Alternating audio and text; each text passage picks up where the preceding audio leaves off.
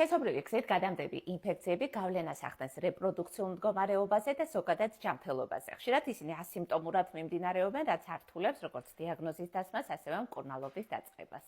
გავრცელებული სქესობრივი გზით გადამდები ინფექციებია: ხლამიდია, გონორია, ტრიქომონიაზი, სიფილისი, გენიტალური ჰერპესი, ადამიანის პაპილომა ვირუსი, ადამიანის იმუნოდეფიციტის ვირუსი, რომელიც შიდს იწვევს, B ჰეპატიტი და C ჰეპატიტი. გავრცელებული სიმპტომებია: გამონადენის საშოდან, წვისა და ქავილის შეგრძნება, უსიამოვნო სუნი, წვა და დისკომფორტი სქესობრივი კონტაქტის და მოშარდვის დროს, იმუნური სისტემის დაქვეითება.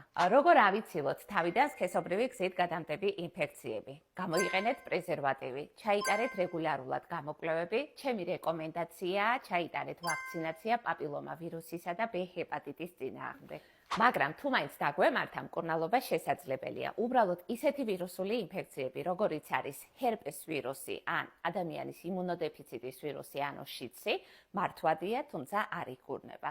არ შეგვეშინდეს დროულად დაწყებული მკურნალობა, გამოჯანმრთელების შანსია. სქესობრივი გზით გადამდები ინფექციების დროს მნიშვნელოვანია, რომ მკურნალობა ჩატარდეს როგორც პაციენტთან, ასევე მის სქესობრივ პარტნიორთან.